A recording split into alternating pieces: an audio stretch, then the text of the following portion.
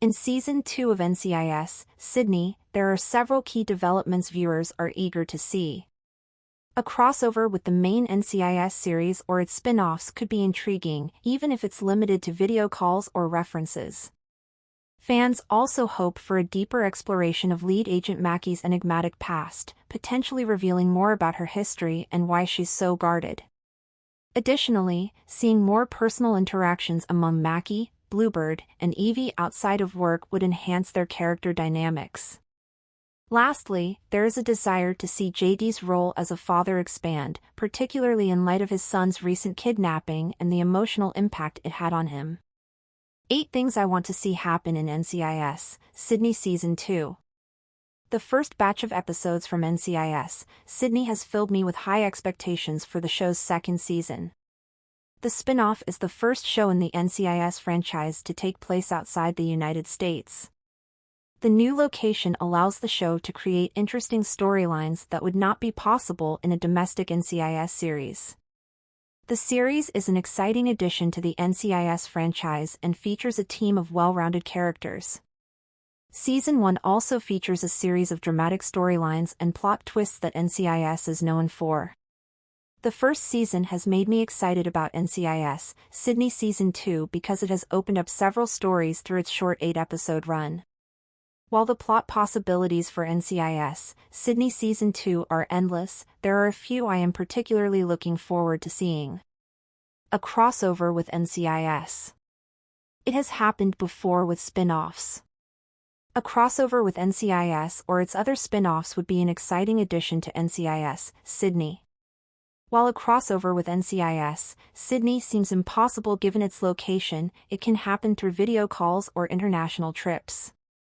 The show's creator, Morgan O'Neill, has even spoken out and said to never say never regarding an NCIS franchise crossover. Previous NCIS spin-offs have had successful crossovers, setting the precedent for future spin-offs to do the same thing. If a physical crossover is not possible, then even a crossover through video call, mail correspondence, or name-dropping would be a fun way to add Easter eggs to longtime viewers of the series. Crossovers are not limited to physically being in the same location either. The special agent in charge of the NCIS, Sydney unit, Ken Carter, has appeared via video calls to Mackie and JD. The director of NCIS, Leon Vance, has also been mentioned by name. If a physical crossover is not possible, then even a crossover through video call, mail correspondence, or name-dropping would be a fun way to add Easter eggs to longtime viewers of the series.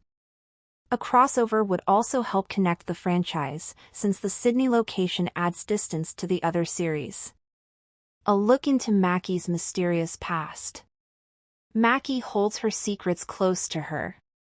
Mackie is the lead special agent of the NCIS and AFP task force of NCIS, Sydney, and it is clear from the first episode of the series that she holds her secrets close to her.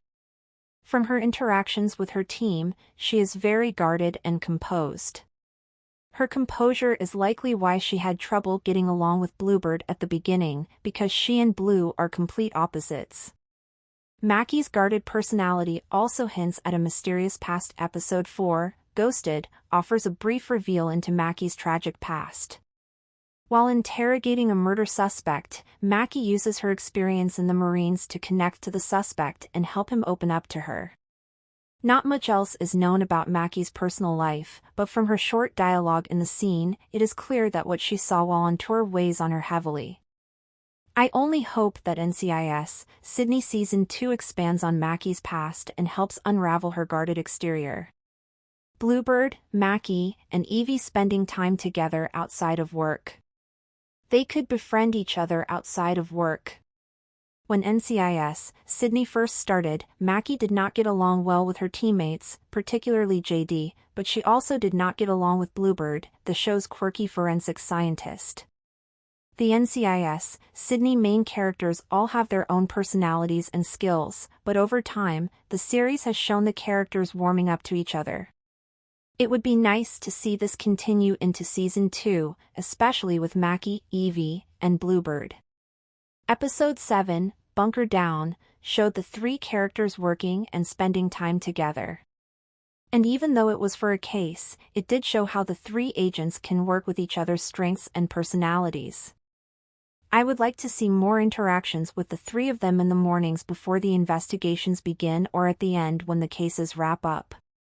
Evie, Mackie, and Bluebird are all well-rounded characters with their own motivations, and it is nice to see how the three interact, given how different they are from one another.